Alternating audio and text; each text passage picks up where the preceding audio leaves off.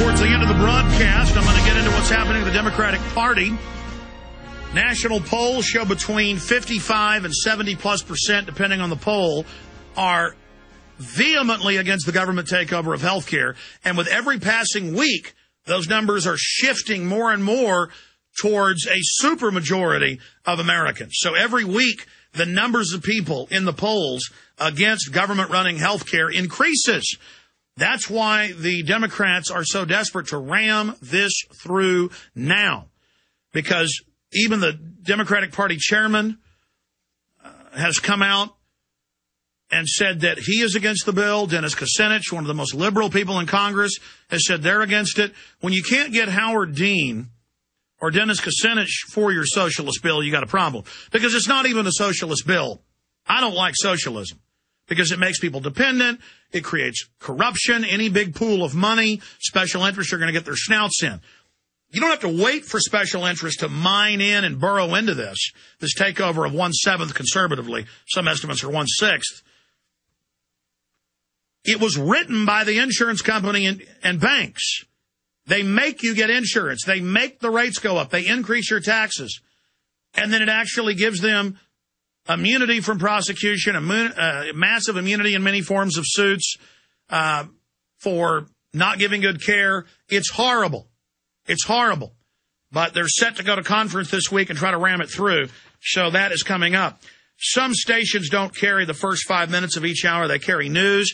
But we do the first 5 minutes. Then we have a 1-minute break, come back at 6 after. If you missed it, Mr. Haskell, one of the survivors of Flight 253, finished up what he had to say. And he'll be joining us again later in the week as the FBI continues to change their story. More than a Victoria's Secret model changes what they're wearing when they do a runway event. I mean, they're changing it every 5 minutes. But just finishing up on the new wars being launched by Obama. He's continuing rendition, secret arrest, torture, expanding the Patriot Act, expanding all the major wars, saying they're getting ready to go into Yemen and Somalia and Sudan.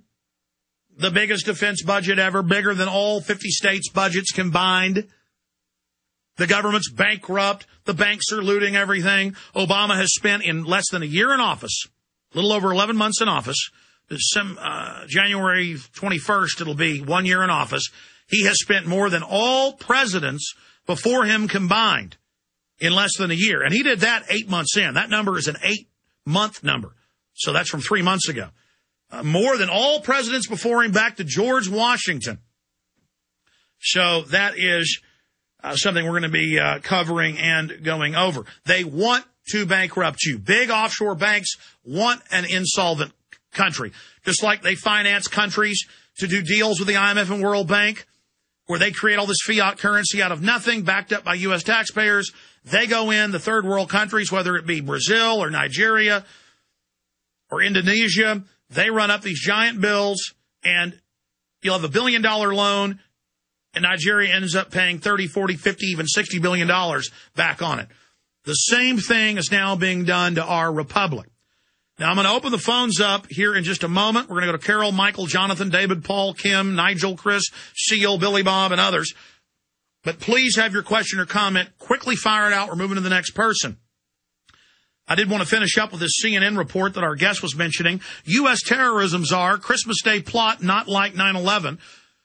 This is a transcript of his interview on CNN and their State of the Union program.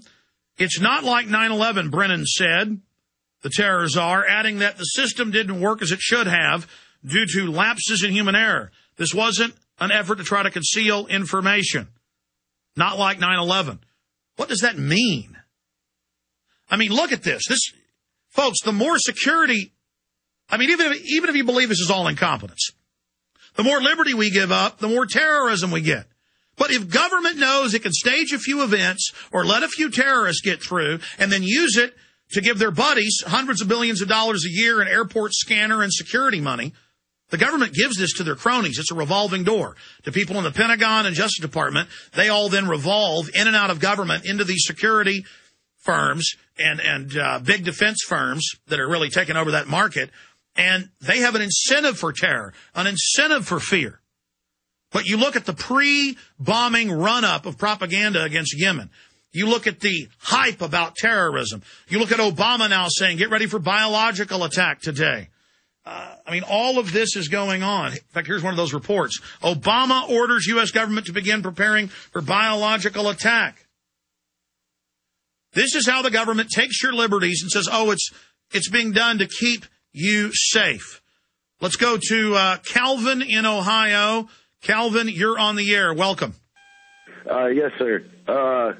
I just wanted to make a comment that here at my local news, right after the underwear bombing, the very next day, they reported the Taliban turned around and bombed a CIA building. Say that again? Right at my local news here in Ohio, Channel 10 had reported one day about the underwear bomber, and then the very next day, they started reporting about how the Taliban attacked the CIA embassy building over in Afghanistan. Well, it wasn't really an embassy building. It was a former Soviet airfield and prison, and it killed 8 CIA employees. But I appreciate your call.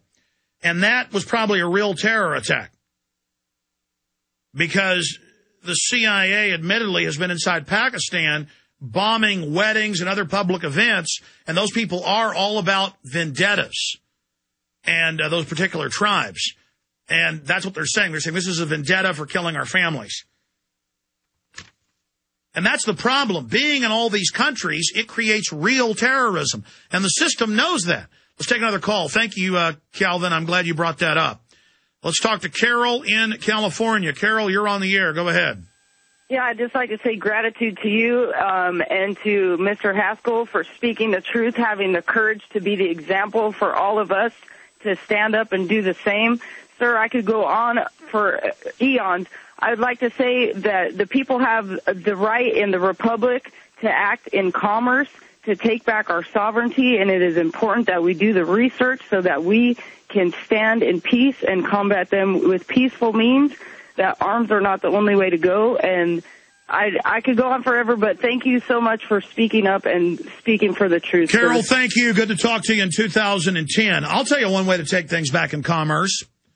10 years ago, you couldn't find organic food in most stores. Now half the food, when I go into a store, sometimes even more, is organic. That's 10 years ago, you couldn't find milk that didn't have bovine growth hormone in it, making our kids go into puberty when they're 7, 8 years old. Now, there's a tiny little area in the cold case, the refrigerated dairy case of the GMO milk, and there's 4 or 5, 6 big cases full of different varieties of organic milk, or at least non-hormone milk, natural milk. And it's the same thing with so many issues. You vote with your dollars. Support the alternative media. Buy the books and videos that I've written, that I've produced, that we sell at Infowars.com. That allows us to expand our operation. And I want to thank all of you out there. We couldn't have done it without you. Let's go to Michael in California. Michael, you're on the air. Go ahead. Hey, how are you, Alex? Just want to say thank you, first of all.